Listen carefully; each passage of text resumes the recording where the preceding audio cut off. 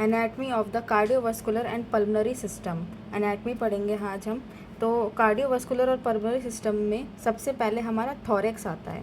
तो this is the thorax, ये हमारा थॉरेक्स है। इसके ये बोनी थॉरेक्स मैंने बनाया है, इसके अंदर मैंने हार्ट और लंग्स अभी नहीं बनाया है, ये बोनी थॉरेक्स है। तो बोनी थॉरेक्स के अंदर क्या क्या आते हैं? बोन्स आती हैं, सारी रिब्स आती है, स्टर्नम आएगा, क्लेविकल बोन आती है, स्कैपुला आता है, पोस्टीरियरली इसके वर्टिब्राज आती हैं और स्कैपुला आता है, एंटीरियरली इसमें रिब्स आती है, स्टर्नम आती है, क्लेविकल बोन आती है। ठीक है, तो सबसे पहले हमारा क्लेविकल आता है इसमें, बोनी थोरैक्स में। नेक्स्ट ये पीछे पोस्टीरियरली क्लेविकल और वर्टिब्राज होती हैं, पोस्टीरियरली मैंने बनाया नहीं है। और नेक्स्ट आता है हमारे स्टर्नम। तो जो स्टर्नम होता है उसमें हमारी ऊपर जो होती है मैनिब्रियम होती है, ये मैनिब्रियम है। ठीक है, नीचे बॉडी होती है इसकी और सबसे नीचे ज़ेफॉइड प्रोसेस होता है। ये स्टर्नम के 3 पार्ट्स होते हैं। उसके बाद हमारा आता है with in the thoracic cavity. जो थोरेसिक कैविटी है वो क्या करती है? प्रोटेक्ट करके रखती है हमारे हार्ट और लंग्स को। जो पीछे लंग्स है और हार्ट है उनको प्रोटेक्ट करके रखती है। वो भी किस में होते हैं? मीडियास्टीनम में होते हैं। वो मीडियास्टीनम एक तरीके का अंदर एक हॉलो वॉल है, जिसके अंदर हॉलो स्ट्रक्चर है जहाँ पर हमारा हार्ट और लंग्स प्रेजेंट हैं। ठीक है, और ये बोनी थोरैक्स क्या करता है? Provide a skeletal framework. हमें एक स्केलेटल फ्रेमवर्क देता है, मतलब हमें एक ढांचा देता है। ये फ्रेमवर्क मतलब ढांचा। बोनी थोरैक्स जो होता है, अब बोनी थोरैक्स में क्या क्या आता है मैंने बता दिया। 12 थोरेसिक वर्टिब्रा, जो पीछे थोरेसिक वर्टिब्राज होती हैं वो 12 होती हैं, 12 थोरेसिक वर्टिब्राज आती हैं। वैसे तो वर्टिब्राज कौन कौन सी होती हैं? सर्वाइकल होती है, थोरेसिक, लंबर, और नीचे होती है हमारी क्लेविकल एंड वो नीचे होती है हमारी बाकी की वर्टिब्राज होती हैं। तो बोनी थोरैक्स के अंदर 12 थोरेसिक वर्टिब्राज आती है, रिब्स आती है, स्टर्नम आती है। ठीक है, अब सबसे पहले हम स्टर्नम पढ़ लेते हैं। स्टर्नम के अंदर मैनिब्रियम, बॉडी और ज़ेफॉइड प्रोसेस, 3 चीज़ें आती हैं। मैनिब्रियम मैंने बताया आपको सबसे ऊपर वाला स्ट्रक्चर होता है। मैनिब्रियम जो होता है वो सबसे थिकेस्ट होता है और ये आर्टिकुलेट करता है किससे? क्लेविकल से। मैनिब्रियम हमारा क्लेविकल से आर्टिकुलेट करता है। ये रहा हमारा मैनिब्रियम जो है वो किससे आर्टिकुलेट कर रहा है? ऊपर, क्लेविकल से। और मैनिब्रियम के अंदर ये ऊपर होता है, ये जुगुलर नॉच होता है। ये थोड़ा सा पाल्पेबल होता है, ऐसे करेंगे तो वो पाल्पेबल सा होगा। नेक्स्ट एंगल ऑफ लुइस होता है। एंगल ऑफ लुइस जो होता है वो ऊपर जो होती है मैनिब्रियम को बॉडी से जोड़ता है ये। ठीक है, तो ये जुगुलर नॉच मैंने बता दिया आपको। जो जुगुलर नॉच होता है ऊपर जो ऐसे नॉच था वो किससे? फर्स्ट और सेकंड रिब से जुड़ा होता है। ठीक है, सुप्रा स्टर्नल नॉच कहते हैं हम इसको। स्टर्नम के सबसे ऊपर होता है ना ये, तो इसको सुप्रा स्टर्नल नॉच कहते हैं, सुपीरियरली होता है। नीचे के साइड इसमें एंगल ऑफ लुइस होता है जो कि जोड़ता है, जंक्शन होता है कहाँ का? मैनिब्रियम और स्टर्नम का। ऊपर मैनिब्रियम है और नीचे स्टर्नम है, उसके बीच का जो जंक्शन वाला एंगल होता है उसको एंगल ऑफ लुइस कहते हैं। नेक्स्ट आती है हमारी बॉडी। ऊपर मैनिब्रियम था, नीचे बॉडी है। तो बॉडी जो होती है उस वहाँ से 3 से लेकर 7 रिब्स प्रेजेंट होती हैं इसमें। यहाँ पर फर्स्ट एंड सेकंड रिब्स थी और यहाँ पर 3 से लेकर 7वीं रिब्स प्रेजेंट होती है बॉडी में। अर्ली पाल्पेबल स्ट्रक्चर होता है ये। बॉडी जो होता है वो इजीली पाल्पेबल होता है। इजीली मतलब हम इसे छू कर देख सकते हैं बॉडी को। बीच में जैसे हम अपनी छाती के बीच में हाथ लगाएंगे तो हमें जो पाल्पेबल स्ट्रक्चर दिखेगा वो बॉडी ही होती है। और इसमें क्या होता है? सेकंड कॉस्टल कार्टिलेज होता है एंटीरियरली और T4 T5 पोस्टीरियरली होता है। नेक्स्ट इसमें ज़िफॉइड प्रोसेस आता है। ज़िफॉइड प्रोसेस सबसे नीचे होता है, ये रहा, ये ज़िफॉइड प्रोसेस है। ये ज़िफॉइड प्रोसेस सबसे नीचे प्रेजेंट होता है हमारे स्टर्नम में। तो ज़िफॉइड प्रोसेस जो होता है, एक प्लेट होता है हाइलिन कार्टिलेज, इसके ऊपर एक प्लेट जुड़ी होती है हाइलिन कार्टिलेज की, और ये ऑसिफाई कर जाती है बाद में। धीरे धीरे जैसे जैसे इंसान की उम्र जाती है वैसे वैसे ये घटती रहती है ज़िफॉइड प्रोसेस। ठीक है, नेक्स्ट इसकी डिफॉर्मिटी के बारे में देख लेते हैं, क्या बीमारी इसमें हो सकती है स्टर्नम में। तो एक होती है पैक्टस इवैक्यूएटम। पैक्टस इवैक्यूएटम एक कंजेनाइटल डिफॉर्मिटी है। कंजेनाइटल का मतलब जो पैदाइशी होती है, वो कंजेनाइटल डिफॉर्मिटी होती है। इसमें क्या होता है, जो हमारा स्टर्नम होता है ना वो केव्ड इन, अंदर की तरफ घुसा हुआ लगेगा आपको। कब आप गूगल पे सर्च करना caved in structure of sternum, तो केव्ड इन स्ट्रक्चर में क्या होता है, स्टर्नम जो होती है वो अंदर के साइड घुसी हुई रहती है, वो पैदाइशी होती है। किसी किसी बच्चे की आपने छाती देखी होगी जो थोड़ी सी पिचकी हुई रहती है, तो वो केव्ड इन स्ट्रक्चर होता है इसका, स्टर्नम का। जो स्टर्नम होती है वो एबनॉर्मली ग्रो कर जाती है। इसको बोलते हैं, ये डिफॉर्मिटी होती है। ये डिफॉर्मिटी जो होती है वो बर्थ से होती है, मैंने बताया जैसे कंजेनाइटल होती है ये, और rapidly progress during years of bone. जैसे जैसे बोन बड़ी होती है, बढ़ता है बच्चा, वैसे वैसे ये प्रोग्रेस कर जाती है। मतलब इतना पता नहीं चलता, लेकिन बचपन में ज़्यादा पता चलता है। जो पेशेंट होता है उसको क्या क्या कॉम्प्लिकेशन होती है, पल्मनरी कॉम्प्लिकेशंस आती हैं। पल्मनरी मतलब सांस लेने में कुछ दिक्कत होगी, शॉर्टनेस ऑफ ब्रेथ होती है, वो ठीक से सांस नहीं ले पाएगा।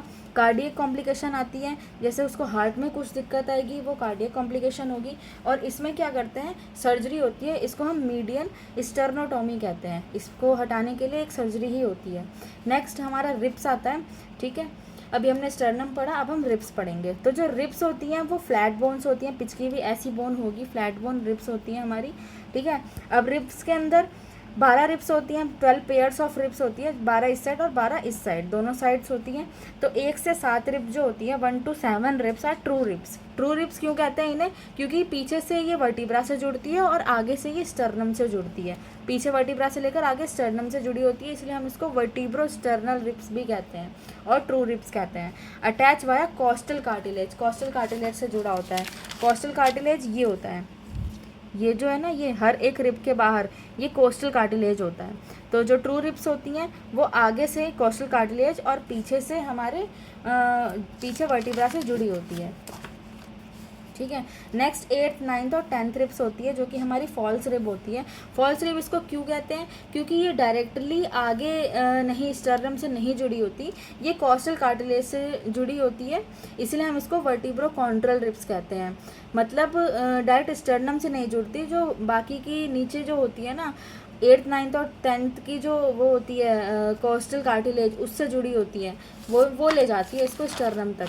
गिरा जैसे ये दिखाई दे रहा है, तो ये डायरेक्ट स्टर्नम से तो नहीं जुड़ी, यहाँ पर तो ये डायरेक्ट कोस्टल कार्टिलेज स्टर्नम से जुड़ रही है, लेकिन यहाँ पर क्या हो रहा है, ये डायरेक्ट स्टर्नम से नहीं जुड़ रही, ये यहाँ से जुड़ रही है, तीनों फ्यूज़ हो रहे हैं कोस्टल कार्टिलेज इनका, और ये लेके जा रही है 8th 9th और 10th रिब्स को, इसलिए हम इसको फॉल्स रिब बोलते हैं, ठीक है। तो ये डायरेक्टली नहीं जुड़ती, इसलिए हम इसको वर्टिब्रो कॉन्ड्रल रिब, पीछे से तो वर्टिब्रा से आ रही है लेकिन आगे स्टर्नम से नहीं जुड़ रही, आगे ये कॉन्ड्रम, ये कोस्टल कार्टिलेज लेकर जा रहा है इसको, इसलिए हमें फॉल्स रिब्स कहते हैं इसको। नेक्स्ट हमारी 11th और 12th रिब आती है, जो कि फ्लोटिंग रिब होती है। 11th और 12th रिब, फ्लोटिंग रिब क्यों कहते हैं इनको, क्योंकि पीछे से तो ये जुड़ रही है दूसरी रिब से, लेकिन आगे से ये स्टर्नम से नहीं जुड़ती, आगे से ये फ्लोट करती है, इसलिए हम इसको फ्लोटिंग रिब कहते हैं। अब रिब का स्ट्रक्चर हम देख लेते हैं। रिब का जो स्ट्रक्चर होता है उसमें क्या होती है, एक हेड होता है, ठीक है। हेड के अंदर 2 पार्ट्स आएंगे, एक तो वर्टिब्रल हेड होता है और एक स्टर्नल हेड होता है। जो वर्टिब्रल हेड होता है वो वर्टिब्रल कॉलम से जुड़ता है, स्टर्नम हेड स्टर्नम से आगे जुड़ेगा। तो वैसे आगे के साइड हम वर्टिब्रा को मानते हैं, ठीक है। तो वर्टिब्रल से ये सुपीरियर और इन्फीरियर से जुड़ता है, ठीक है। ऊपर के साइड थोरेसिक वर्टिब्रा से ही जुड़ेगा, ऊपर और नीचे, तो सुपीरियर और इन्फीरियर भी कहते हैं इसको। जो सुपीरियर पार्ट होता है वो क्रेनियल से जुड़ता है और नीचे का पार्ट जो होता है वो कॉर्डल से जुड़ता है। नेक्स्ट इसमें ट्यूबरकल होता है, एक ट्यूबरकल जो होता है वो ट्रांसवर्स प्रोसेस से आर्टिकुलेट करता है। रिब का ट्रांसवर्स प्रोसेस आप आगे चल के देखेंगे, जब हम रिब का स्ट्रक्चर पढ़ेंगे तो उसमें देखेंगे कि वहाँ रिब में एक ट्रांसवर्स प्रोसेस होता है, जिससे रिब में नहीं, सॉरी, वर्टिब्रा में एक ट्रांसवर्स प्रोसेस होता है जिससे ये रिब आगे जुड़ती है। तो आगे हम वो चीज़ देखते हैं। नेक्स्ट कोस्टल ग्रूव होती है इसमें, और ये स्टर्नल एंड होता है। आगे में देख लेते हैं। हर एक रिब जो होती है, हर एक रिब उसमें क्या होता है, वर्टिब्रल एंड स्टर्नल एंड होगा, ये जो कि हेड में होता है, मैंने बताया आगे के साइड वर्टिब्रल और पीछे के साइड स्टर्नल एंड होता है। जो वर्टिब्रल एंड हेड होता है उसमें क्या होता है, क्रेनियल और कॉर्डल 2 तरह के जुड़ते हैं, मतलब रिब्स पीछे वर्टिब्रा से ऐसे अटैच होता है क्रेनियल और कॉर्डल करके। क्रेनियल और कॉर्डल के बीच में एक क्रेस्ट होता है जिसको हम इंट्रा आर्टिकुलर लिगामेंट भी बोलते हैं। नेक्स्ट इसमें क्या होता है, स्टर्नल एंड जो होता है वो कोस्टल कार्टिलेज से जुड़ता है आगे चल के। जो स्टर्नल एंड होता है वो कोस्टल कार्टिलेज से जुड़ता है, ठीक है। नेक्स्ट इसकी नेक होती है, नेक से कोस्टो ट्रांसवर्स लिगामेंट जुड़ता है। जो रिब की नेक है, ये नेक होती है, नेक जो होती है 1 इंच की होती है, इससे लिगामेंट्स जुड़ता है, ठीक है। कौन सा लिगामेंट जुड़ता है, कोस्टो कोस्टो ट्रांसवर्स लिगामेंट जुड़ता है। नेक्स्ट इसमें ट्यूबरकल होता है, मैंने बताया आपको। जो ट्यूबरकल होता है उसमें दो तरह के आर्टिकुलर पोर्शंस होते हैं, एक तो आर्टिकुलर पोर्शन होता है और एक नॉन आर्टिकुलर पोर्शन होता है। जो आर्टिकुलर पोर्शन होता है, मैंने बताया अभी, वो किससे जुड़ता है? ट्रांसवर्स प्रोसेस से जुड़ता है। ट्रांसवर्स प्रोसेस कहाँ होता है? वर्टिब्रा में होता है ट्रांसवर्स प्रोसेस, उसके इंफीरियर मोस्ट वर्टिब्रा से जुड़ता है ये। नेक्स्ट इसका जो नॉन आर्टिकुलर सरफेस होता है वो attach to the ligament of tubercle, tubercle के लिगामेंट से जुड़ता है ये, ठीक है। नेक्स्ट बॉडी और शाफ्ट, तीसरी हम देखते हैं। बॉडी जो होती है रिब की हमारी, वो क्या होती है? ये रही हमारी बॉडी, ये पूरी बॉडी होती है, ठीक है, ये रिब की बॉडी है। तो जो बॉडी होती है रिब की वो बेंट होती है, ऐसे मुड़ी हुई होती है। उसमें क्या होते हैं? दो सरफेसेस होंगे, इंटरनल एक्सटर्नल, दो बॉर्डर्स होंगे, सुपीरियर इन्फीरियर, दो कोस्टल ग्रूव होता है जिससे इंटरकोस्टल वेसल्स और नर्व जाती है। ग्रूव मतलब ऐसे छेद बना होगा रिब में जिससे नर्व और वेसल जाएंगी, ठीक है। नेक्स्ट जो बॉडी होती है वो वीकेस्ट एरिया होती है, सबसे ज़्यादा फ्रैक्चर जो होता है छाती में वो बॉडी में ही होते हैं, मोस्ट कॉमन फ्रैक्चर होते हैं। अगर फ्रैक्चर जो होता है वो फर्स्ट रिब में मतलब इतनी आसानी से नहीं होता, क्योंकि जो पहली रिब होती है ना वो क्लेविकल उसको प्रोटेक्ट करके रखती है। जो पहली रिब होती है उससे क्लेविकल उसको प्रोटेक्ट करके रखती है, इसलिए फ्रैक्चर होना उसका मुश्किल ही होता है। लेकिन अगर गलती से फ्रैक्चर हो गई है तो इसमें क्या होगा? इंजरी होगी ब्रेकियल प्लेक्सिस में। ब्रेकियल प्लेक्सिस में अगर इंजरी हो गई तो आपका हाथ मतलब जहाँ जहाँ से ब्रेकियल प्लेक्सिस का सप्लाई हो रहा है, नर्व सप्लाई हो रहा है, वो बंद हो जाएगा, मतलब बहुत ही फेटल भी हो सकता है ये, ठीक है। लोअर रिब फ्रैक्चर जो होता है, अगर लोअर रिब फ्रैक्चर हो रही है, नीचे वाली रिब फ्रैक्चर हो रही है, तो उससे क्या होगा? ट्रॉमा हो जाएगा डायफ्राम में, ठीक है। सबसे नीचे जो होती है रिब उसके नीचे डायफ्राम होता है हमारा। डायफ्राम में अगर ट्रॉमा हो गया तो डायफ्रामेटिक हर्निया हो जाता है, डायफ्राम में बहुत ज़्यादा ब्लीडिंग होने लगती है डायफ्राम से, तो ये भी अच्छी चीज़ नहीं है। रिब फ्रैक्चर जो होता है वो बहुत ही पेनफुल होता है क्योंकि यहाँ से प्रोफंड नर्व सप्लाई जा रही होती है, ठीक है, नर्व सप्लाई जाती है, इसलिए रिब का जो फ्रैक्चर होता है वो बहुत ही दर्दनाक होता है। इसमें क्या बोलते हैं? पेशेंट से बोलते हैं कि ब्रीदिंग ठीक से करे, स्प्लिटिंग ना करे, कफिंग स्ट्रेटजीज, मतलब कफ अगर उसको कफ आ रहा है तो वो अपनी सही से स्ट्रेटजी से करे। पैराडॉक्सियल ब्रीदिंग करे, पैराडॉक्सियल ब्रीदिंग होती है जो छाती से ब्रीदिंग होती है ना, वैसे करे। और फेल चेस्ट, उसमें क्या होता है? मतलब उसको प्रोटेक्ट करके रखे फेल चेस्ट को। फेल चेस्ट मतलब फ्रैक्चर्ड चेस्ट होता है, उसको उस तरीके से ध्यान दे उसका। चेस्ट ट्यूब्स, इसमें क्या होता है? इसके ट्रीटमेंट में हम चेस्ट ट्यूब्स डालते हैं, ठीक है। जो चेस्ट ट्यूब्स होती हैं वो रिब्स के बीच में डलती हैं, मतलब हर एक रिब के बीच में डलेगी चेस्ट ट्यूब्स। वो क्या करती है? लंग्स को हमारे एक्सपेंड करती है।